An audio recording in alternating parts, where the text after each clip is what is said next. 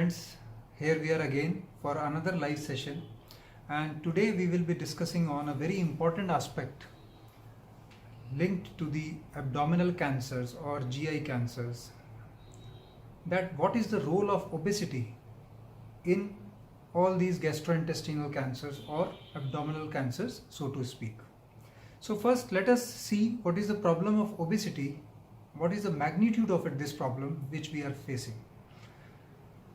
Today, worldwide, if you take data from either USA or England or Europe, Australia, India, around 60 to 70% of our population, they fall in overweight or obese category.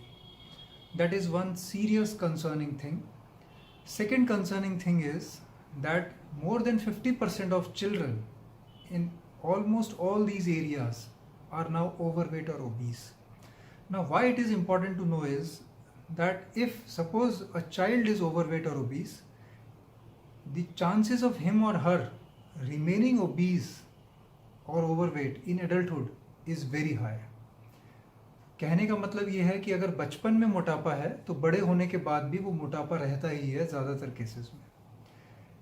तो इस तरह आपने देखा कि obesity की कितनी ज़्यादा problem हम आजकल फेस कर रहे हैं. इस बात का अंदाज़ा आपको इस बात से भी लगता है that in last 20 to 30 years, the number of obese people across the globe, especially in countries like America, England, Australia, Europe, the number of obese people have more than doubled. उनका नंबर दुगना हो गया है. तो अब आपको थोड़ा सा आइडिया लग गया है कि ओबेसिटी की कितनी बड़ी प्रॉब्लम से हम डील कर रहे हैं.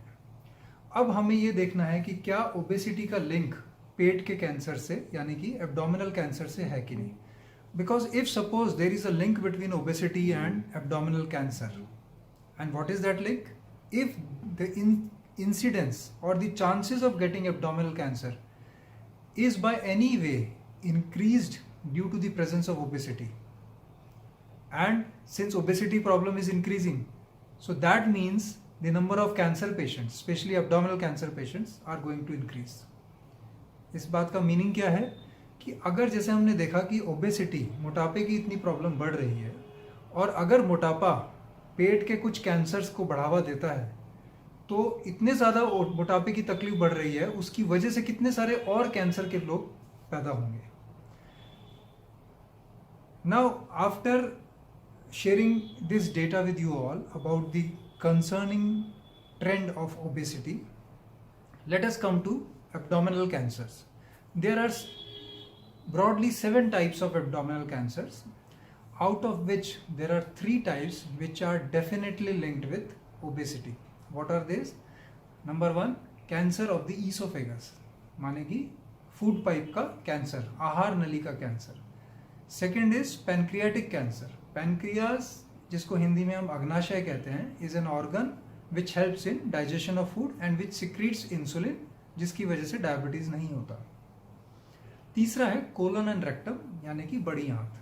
इन तीनों के कैंसर्स का मोटापे से डायरेक्ट रिलेशन है, और इसका मतलब यह है कि अगर कोई व्यक्ति ओवरवेट या वजन उसका ज़्यादा है, ओबेसिटी है उसको, तो उसके केस में ये तीनों कैंसर्स का रिस्क सिग्निफिकेंटली नॉर्मल मरीज की तुलना में ज़्यादा है.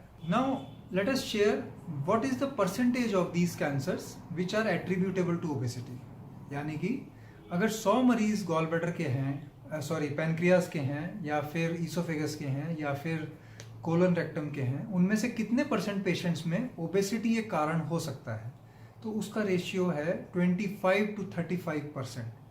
मतलब out of 100, 25 to 35% of the patients of cancer esophagus, cancer pancreas and cancer of the large intestine, that is colon and rectum, are directly related because of the presence of obesity. So now you can understand. अब आप ऐसा सोच सकते हैं कि अगर मान लेते हैं हम ओबेसिटी, जो कि टोटली अपने कंट्रोल में, हमारी लाइफस्टाइल प्रॉब्लम है, अगर हम उसको कंट्रोल कर लेते हैं तो हमारा ऑलमोस्ट 25% कैंसर रिस्क कम होता है, जो कि एक बहुत बड़ी नंबर है, बहुत सिग्निफिकेंट नंबर है, और वो टोटली हमारे हाथ में है. So friends, so far we have understood that presence of obesity increases the chance of getting abdominal cancers. These 3 types of abdominal cancers: esophagus, pancreas and large intestine. Now there is another disadvantageous aspect of obesity linked with cancer, and that is the risk of death because of cancer is significantly higher in any obese patient. मतलब किसी भी व्यक्ति जिसका वजन बहुत ज़्यादा है, जिसको मोटापे की बीमारी है, उसको अगर कैंसर होता है तो उसके केस में कैंसर की वजह से उसकी जान जाने का खतरा लगभग 15 से 20% है, जो कि अगर नॉर्मल व्यक्ति, नॉर्मल वजन वाला व्यक्ति जिसको अगर कैंसर होता है तो उसको ये इतना ज़्यादा रिस्क नहीं है। तो अब आप समझे कैंसर के दो नुकसान। पहला ओबेसिटी के दो नुकसान। पहला, ओबेसिटी जो है कैंसर से डायरेक्टली लिंक्ड है। इसका मतलब ओबेसिटी वाले पेशेंट्स में कैंसर होने का रिस्क 25 से 35% ज़्यादा है। सेकेंडली, अगर उनको कैंसर होता है तो उनमें नॉर्मल वजन वाले कैंसर के मरीज की तुलना में रिस्क ऑफ डेथ 15 से 20% ज़्यादा है। अब हम आते हैं, अब हमने प्रॉब्लम को आइडेंटिफाई कर लिया। We have understood the direct relationship between obesity and abdominal cancers. Number one, the risk of getting increased incidence of cancer in these patients, obese patients, and secondly, the increased chances of death in these patients due to cancer. Now, what is the solution of that? So, we have to see whether reduction in weight can help us reduce the mortality or death rate because of these cancers. So, हमारी studies में ये पाया गया कि अगर जैसे जो बहुत अत्यधिक मोटापे वाले मरीज होते हैं, उनको वजन कम करने का एक ही तरीका होता है, उसको हम बोलते हैं बेरियाट्रिक सर्जरी। मोटापे को कम करने की ये लैप्रोस्कोपिक सर्जरी होती है। ये by doing bariatric surgery we help these patients reduce their weight, and by reducing their weight to the normal range, definitely it has been proven beyond doubt decreases the risk of them getting cancers and cancer deaths. So friends, the only solution for not having an increased risk of cancer because of obesity is to reduce our weight to the normal range. Now the next question comes that is there any definitive boundary beyond which if weight increases then there is a higher risk of developing abdominal cancers? Yes, there is some idea about that कि अगर हमारा वजन, if our weight, in fact, we define obesity by means of body mass index, and body mass index is nothing but a ratio of weight and height. So if our body mass index is more than 28 to 30 kg per meter square, then definitely there is an increased risk of getting these abdominal cancers. इसका हिंदी में मतलब ये है कि अगर हमारा BMI जो कि हाइट और वेट का रेशियो है वो अगर 28 से 30 से ज़्यादा होता है तो हमारा पेट के ये तो 3 कैंसर हैं, ईसोफेगस, पैनक्रियाज और लार्ज इंटेस्टिस, इनका होने का खतरा काफ़ी ज़्यादा बढ़ जाता है। तो हमारा मकसद हर हाल में ये होना चाहिए कि नॉर्मल वेट होना तो बहुत अच्छी बात है, जो कि जिसका मतलब है 28 से कम BMI।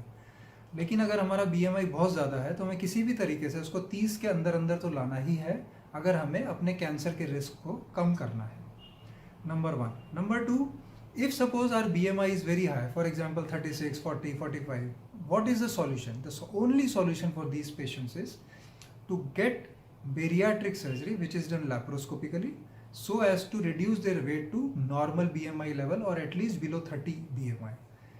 This is the only solution for them to treat or to get relieved of two problems. One is the present problem of obesity and its problems related to obesity directly, and the future possibility of or risk of getting abdominal cancers.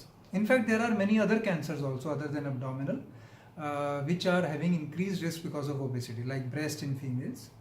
So in सब का risk वजन का भी हमारे body का BMI, body mass index को 30 से कम करने से होता है, और ये रिस्क जो है 25% कम होता है, जो कि एक significant rations.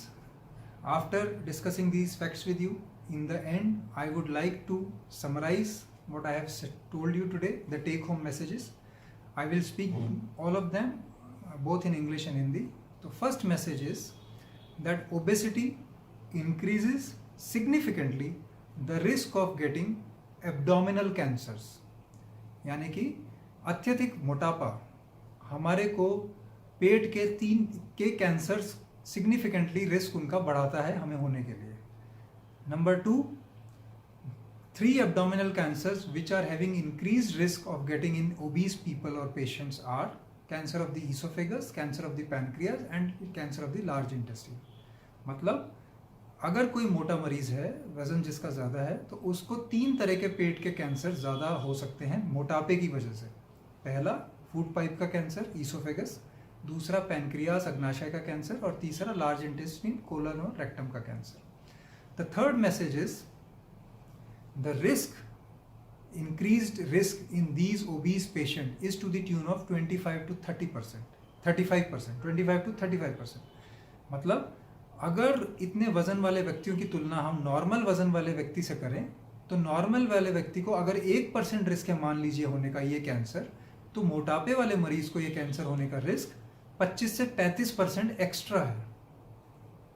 Number fourth, in case these obese people gets cancer unfortunately, the risk of death because of cancer in these obese people is 15 to 20% higher than that of a patient with a cancer with a normal weight.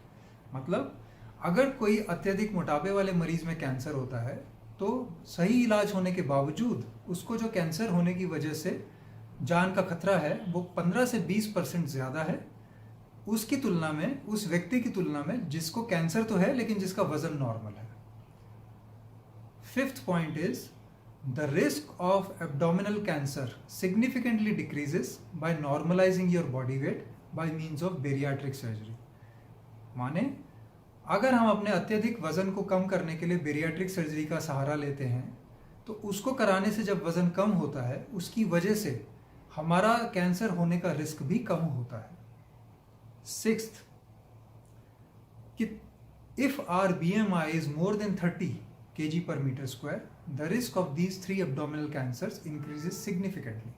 मतलब अगर हम अपने मोटापे का जो मापदंड है जो कि BMI बॉडी मास इंडेक्स, इसको अगर हमारा 30 से ज़्यादा है तो हमें ये 3 पेट के कैंसर होने का खतरा बहुत ही ज़्यादा है.